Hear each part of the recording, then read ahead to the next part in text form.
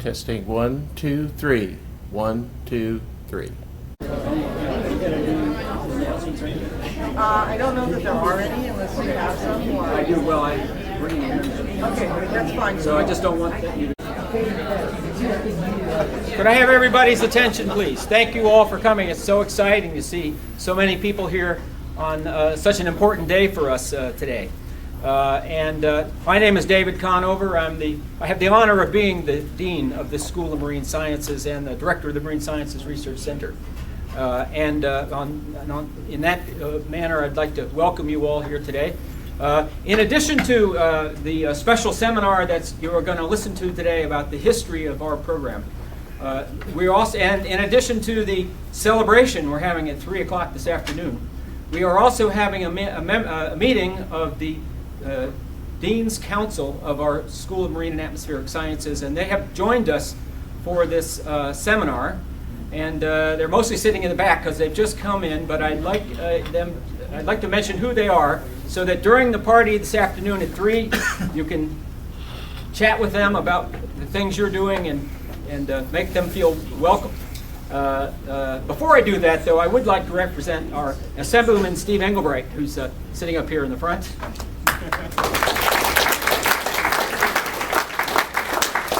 And will be joining us this afternoon. All right, Michael White, standing up there in the back. Member of the council. Michael Zeitlin, standing right next to him. Jane Ross is with us. Where's Jane? There's Jane. Craig Allen, our CBS weatherman, is here today. Okay, Manly Thaler, over in the left. Let's see, Danny Liu,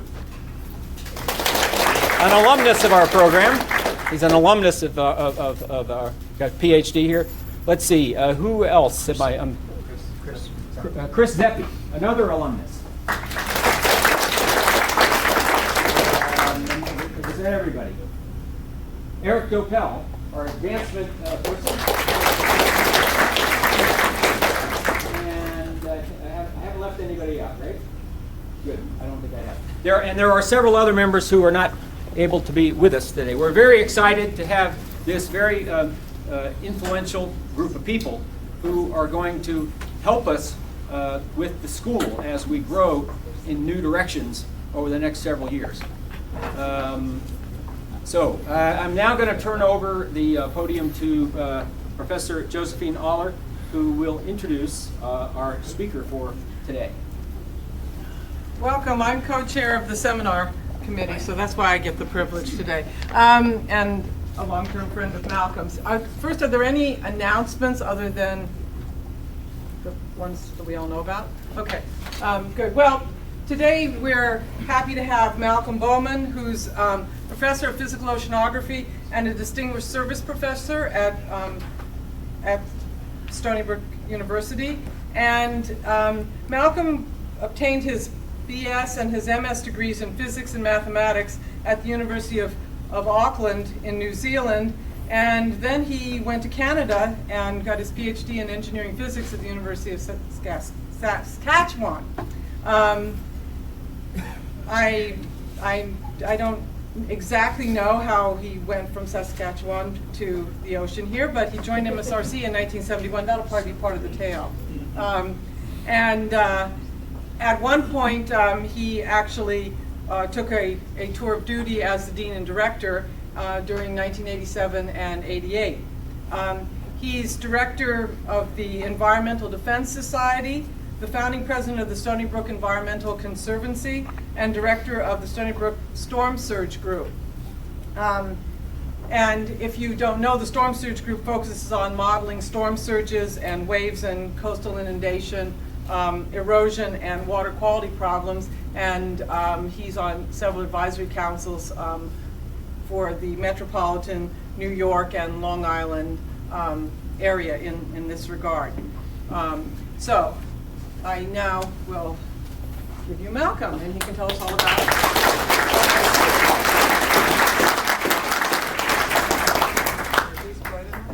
Well, good afternoon. Thank you, everybody, distinguished guests, faculty, staff, students, for coming today. And alumni.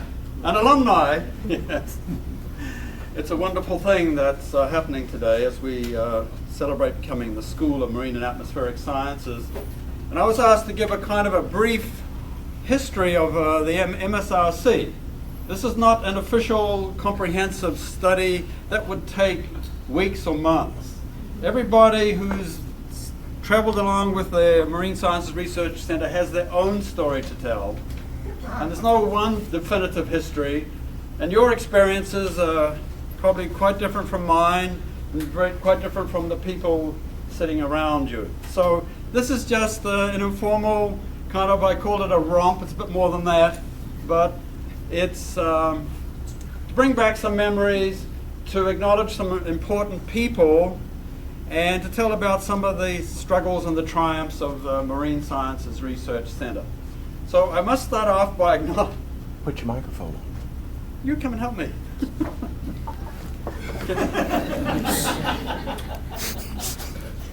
I don't know if you can keep up that volume level a whole hour, Mel. You should see.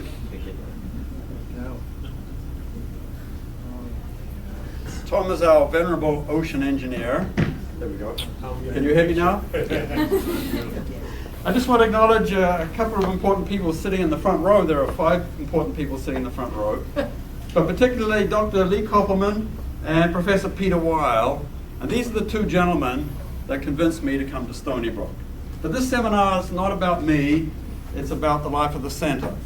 So in order to understand the life and times of MSRC, we have to look a little bit down memory lane and go right back to October 4th, 1957. Now that's 50 years next week. And 50 years last week, the Soviets put this little shiny polished aluminum ball into orbit. And it shook the world. I was a high school student in New Zealand at the time, and I remember looking in the night sky and seeing this shiny little light streak across the sky. Well, that had a profound effect on the psyche of the United States. And suddenly there was a realization that the Soviet Union was ahead in terms of space exploration and with all the implications for military superiority that represented. And so there was a huge increase in spending in science, technology, and education. And the Cold War, which was raging from the end of World War II till 1989, led to a huge increase in the funding of ocean science. And really what was behind it, when you think about it, was the threat of nuclear annihilation and the threat of the nuclear submarine. And so the US government, both military and civilian, realized that we had to learn a lot more about the oceans than we knew during the Second World War. And so that, in a way, was a driving force. And the driving force to increase education in oceanography in New York State came in the mid-60s. And this is an agenda of a governor's conference. And the governor we're talking about is Nelson Rockefeller, the man who created SUNY. And this was a meeting to talk about developing ocean sciences education in New York State. And you probably can't see the writing, but this is a who's who of people at the time. Morris Ewing, director of Lamont Doherty Earth Observatory. K.O. Emery, Woods Hole, senior scientist. Manik Talwani from Lamont. I went to John Ryder from Woods Hole. Now, this John Bayardi, Vice Chancellor of Long Island University, came to play a very interesting role in the life of marine sciences. I also want to draw your attention to this report that Lee Koppelman just gave me this morning. And that was a report on the status and potential of the marine environment, the report of the Oceanographic Committee to the Nassau-Suffolk Regional Planning Board that Lee was executive director of many years. And this was a document that said to SUNY that a Marine Sciences Research Center was needed at Stony Brook to address the problems of New York State and its citizens in the coastal environment. So Lee, we want to acknowledge your contributions That was now 65. That's 42 years ago. Who's counting? I don't know. I can't. So let's quickly, we don't have much time, but let's quickly go through some of the significant events, what I call influencing the early years. 1962, Rachel Carson publishes her book, Silent Spring, triggering off the environmental movement. 1967, the Environmental Defense Fund was formed in Stony Brook by faculty and colleagues from Suffolk County. Meetings were held, the early meetings were held in the Stony Brook Post Office attic. 1969, National Endowment Policy Act is enacted. Now we're in the presidency of Richard Nixon, and for all the bad things that happened to President Nixon, all these federal laws were passed during his tenure. 1970, NOAA and the U.S. Environmental Protection Agency were formed by executive order of President Nixon. 1971, Williams Ruckelshaus became the first administrator of EPA, and his first act in office was to ban the use of the persistent pesticide DDT. We'll come back to that story a little bit. And then in 1972, 4 major bills were passed. The Marine Protection and Sanctuaries Act, also known as the Ocean Dumping Act, that prohibited dumping waste in the ocean. The Federal Water Pollution Control Act, also known as the Clean Water Act. The Coastal Zone Management Act, and the Marine Mammal Protection Act. 73, Congress passes the Endangered Species Act. In 1975, which was a backdrop for all this activity, the Vietnam War finally comes to an end. 1976, the Magnuson-Stevens Fisheries Conservation Management Act is passed. And that set up the 200-mile limit with the exclusion of foreign fishing fleets. 1987, the Marine, no, we're not, obviously not in Nixon's reign. 87, the Marine Plastics Pollution Research and Control Act. 1988, the Ocean Dumping Ban Act. And then in 1989, as the Soviet Union crumbles, that enduring symbol of the Cold War, the Berlin Wall, falls after 28 years of dividing East and West Berlin. It's easy to forget these seminal events. 1997, the Kyoto Protocol is negotiated in Japan, whose intent is the stabilization of greenhouse gas concentrations in the atmosphere. As of 2006, 169 nations have signed the protocol, but not developing nations, which were excluded explicitly, including India and China, nor Australia, nor the United States. And then this year, in February the 4th, February the 7th was it, the UN Intergovernmental Panel on Climate Change announces that it is, quote, very likely, or 90%, that anthropogenic activities by humans are leading to significant climate change. And that was signed by 103 nations, including Australia and the United States. Now let's look at, that's against that historical backdrop, let's just look at some of these significant events that happened in the life of Marine Sciences Research Center. 1965, and I haven't got this quite right, Lee Kopman writes a report to the Chancellor recommending that a mission-oriented marine research facility be established by SUNY. I just had the recipient of the report slightly wrong, but the intent and the effect was the same. In 1965, the SUNY Board of Trustees creates the Marine Sciences Research Center for the benefit of all SUNY, not just Stony Brook, but every of the 64 campuses of SUNY. It was to be located at the Flax Pond Lab and to be coordinated with the biology department. Oh, good luck. I got a call this week from a gentleman who was very concerned about DEC wanting to put a parking lot near Flax Pond Lab. Sorry. And he's very concerned it's going to be overrun with scruffy students. 1965-66, SUNY acquires Flax Pond jointly with the state DEC. The academic vice president at the time of Stony Brook, Bentley Glass, was appointed as the first acting director. 1966, Peter Wild, sitting right in front of me, was hired as the first professor jointly with Earth and Space Science, with his office located in the lower level of ESS. Have I got that right, Peter? Yeah.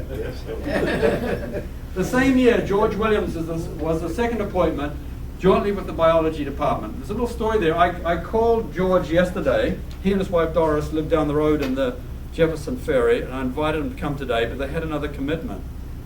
But it was kind of interesting, and I just learned this from another call I made yesterday. I'll tell you his name in a minute, who said George had a rocky start. George had a joint appointment with biology and this new Marine Sciences Research Center. He went on sabbatical, and the biology department said they didn't want him back. This is what tenure is all about, right? So poor George was forced to come down to Marine Sciences, which he did for a number of years, eventually going back to ecology and evolution, to the people who shunned him, and went on to a very, very distinguished career. So never give up. 1967, Thomas Garreau, a pioneer of the use of scuba gear in coral reef ecology research, was appointed as Prof of Marine Sciences at SUNY and Director of the Discovery Bay Lab, Jamaica, West Indies. I was just reading this morning about Thomas Garreau. I never met Thomas Garreau, but at the age of 8 years old, he escaped Nazi Germany, 8 years old, by himself, by skiing over the Swiss Alps. Then he lived for a time in France. Then he went to England. Then he came to the United States. He did his PhD at Yale. And then he went to Jamaica, the north coast, Discovery Bay. This is now the early 60s, before any of this was happening.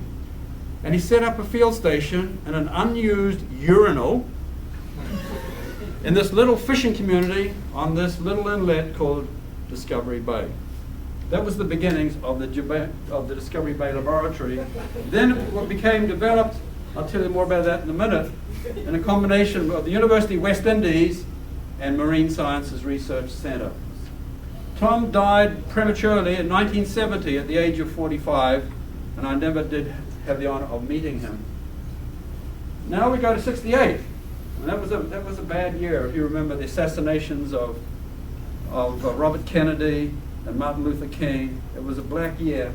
That same year, MSRC acquired our first research vessel, the RV Frump. I never saw the RV Frump. And I don't know who named it Frump. And this is even more interesting. A gentleman by the name of Peter Denise was appointed captain. Peter Denise is alive and well and living on Long Island, but I invited him here today, but Peter has gone blind and he cannot see, and he's at a training place in Connecticut right now, but I'm sure he would love to be here today. So I just want to acknowledge the role of Peter Denise. He was like, what would you say, Bill? He was like... He was the predecessor of Cliff Jones. That's right. For most of his career here. He managed the facility. He met me at the airport during my interview. I remember that. Malcolm, I have a picture of the frump for anybody who'd like to see. Oh, you do? Give it to me later, Bill. The same year, 1968, Donald F. Squires, a senior scientist at the Smithsonian Institute, is appointed first director of MSRC. In the same year, he brought with him Ted Baylor from Woods Hole and Grant Gross, also from the Smithsonian, appointed to MSRC. I called Grant Gross yesterday. Grant is well. He's in his early 70s. He's living in Chesterton, Maryland. He's on the faculty of Washington College, where, by the way, our former president, John Toll, used to be the president there. And we had a long chat yesterday for about an hour, and Grant filled me in on some of the political details that I kind of was vaguely aware of at the time. And it was a very interesting story. Some I can tell you and some I won't.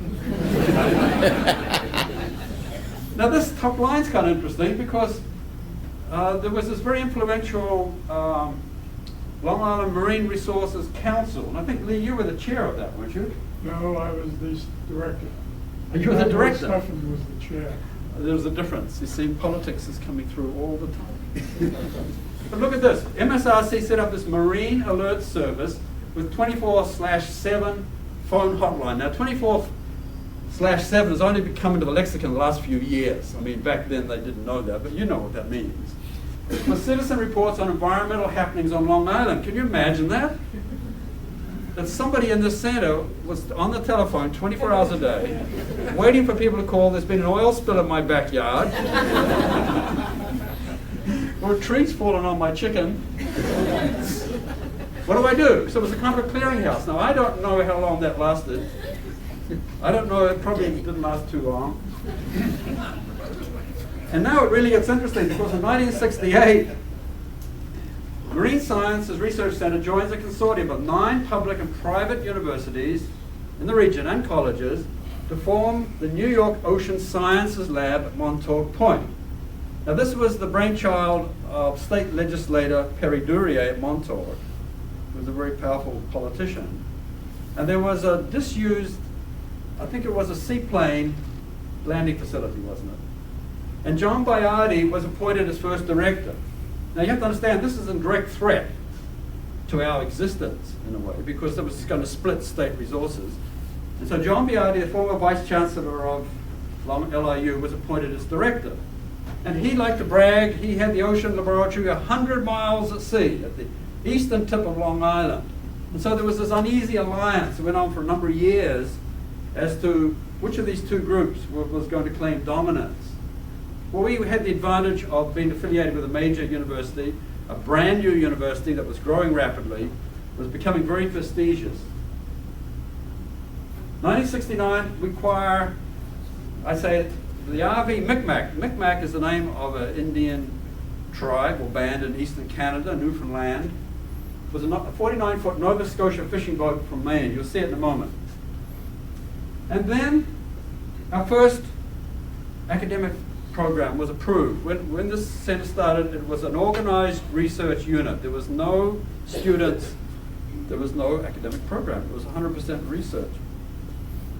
And that's how our master's degree, that has really been the foundation of all our academic programs over the years, was approved in '69, and classes began in 1970. The same year, J. Laurie McHugh was appointed professor of fisheries science. J. Laurie McHugh was Canadian by birth, born and raised in British Columbia, but he'd come to the United States and had a very distinguished career, serving under 3 presidents, Nixon, Johnson, Kennedy. He was the former administrator of the National Marine Fisheries Service, and he was lured to come to Stony Brook. Now Lee just told me something interesting. Lee just told me a few minutes ago that it wasn't Stony Brook, but it was the Nassau-Suffolk Regional Planning Board that was the first Sea Grant institution, even though it was not an academic, but it was an advisory board. How did that happen? Admiral Stephan evidently had connections, and he convinced Dr. Abel, over Abel's objection, that it should come to the Regional Planning Board. And it did. And it did. So is it true to say that you were the first director of New York State Sea Grant? Well, we didn't call it New York State, we just called it the Sea Grant Program. But then when we brought Squires here, I turned it over to Stony Brook. Well, that was a magnanimous and the right thing to do.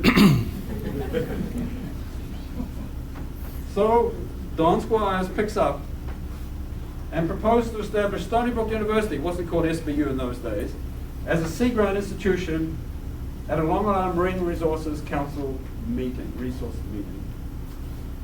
So now Marine Sciences Research Center and Sea Grant are the one and the same organization.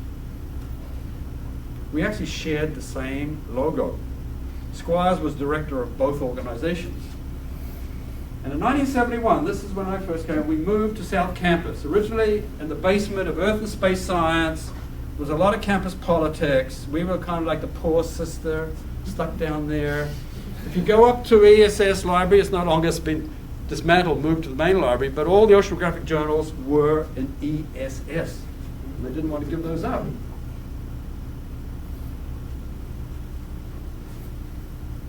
The early people who created this university had dreams that that Marine Sciences Research Center should span all the way from northern, clean, can I call them subantarctic waters, not quite, in the north, to Stony Brook, the area where a great urban development, where the oceans meet the land, meet a great number of people. And in the early 70s, Peter Weil, Lee Koppelman, and DeWitt Davies, all 3 of the authors are here, came up with this definitive book. It's called The Urban Sea, Long Island Sound. Now I love that name, The Urban Sea, because I always thought of the sea is that vast ocean out there, away from land, covering 71% of the Earth's surface. But this brought it right to where we are. Who came up with that title? Do you I think remember? it was collaborative. We had a few different titles. Anyway, this is a fascinating book. And the thought was to have the three laboratories, one up off the Isles of Shoals, jointly owned by Cornell, University of New Hampshire, but Marine Sciences would buy in, which we did, Stony Brook and Discovery Bay. So then we have the whole realm of latitudes. Then in '71, I show up, coming down from Canada. And that's another whole story. But you have to remember the life and times. The Vietnam War was raging. This campus was alive with anger and revolt and fear. And every young man or everybody had somebody who was in Vietnam or had been killed in Vietnam or had been drafted. The troop level was over 600,000. It was on the nightly news, people getting killed everywhere. And so there was a time of huge, it's hard to imagine today what Stony Brook was like. President John Toll, who was here last week, was kidnapped in his own office for the weekend by students. I came down south from Canada when a lot of young men were heading the other direction. I came as a non-resident alien. I have to tell you one little funny story. Peter Weil as soon as I arrived, he gave me an ONR, Office of Naval Research grant he had. It was unclassified research. It was to study the oceanography of the New York Bight out here and the Gulf Stream. But somebody found out that a faculty member on campus had a research grant from the Department of Defense. And they tried to find out who it was. So I kept my mouth very shut. But they smashed up the computer center in their attempt to find out who had this account. That was the life and times. There were drug raids. There were Suffolk County police raids just before I came, Sunday morning, arresting lots of students. Professor Michael Zweig of the economics department was arrested and put in Suffolk County jail for 10 days because he would not testify against his own students. That was the life and times in the early 70s. Charles Worcester, the gentleman who created, with his colleagues, the Environmental Defense Fund, was promoted to associate professor. That's as far as he got. He got stuck. Because in those days, for academics to get involved in the dirty politics of the environmental affairs was considered a no-no. You do your research in the lab, you pass the results on to the planners, the politicians. It's up to them to make the tough decisions. So to get involved in the issues of DDT, the issues of conservation, and stick your neck out was a no-no. But Charlie did it anyway. Charlie became my hero, and we're still very good friends. He lives in Seattle. I was hoping he would be here today. He's very close. He's just down the road in Washington, D.C. at the EDF board meeting. And then Laurie McHugh was appointed chairman of the World International Whaling Commission, which was meeting in London. And they took a stand. They didn't ban whaling in that time, but they led to regulated whaling. And that got him into a lot of trouble by fellow Canadian author Farley Mowat. Some of you may have heard of him. He wrote a book, A Whale for the Killing. And he, in his book, he implored the readers to write to Dr. J. Laurie McHugh at Stony Brook University and tell him what they thought of his whaling commission that was still allowing the killing of whales. And Laurie was inundated for years by correspondence and hate mail, including famous people, including movie stars, and he would answer every letter himself on his little clickety-clack typewriter. Now you have to remember in those days, and this may seem like, you know that most of the people living in the world today weren't even born when Sputnik went up? And I think a majority of people in the world today were not born when marine sciences was created. Now that makes some of us people seem like we're ancient. What's the matter? Just switching. But for those who were there, it just seems like yesterday. You know, in those days, just to digress a tiny bit,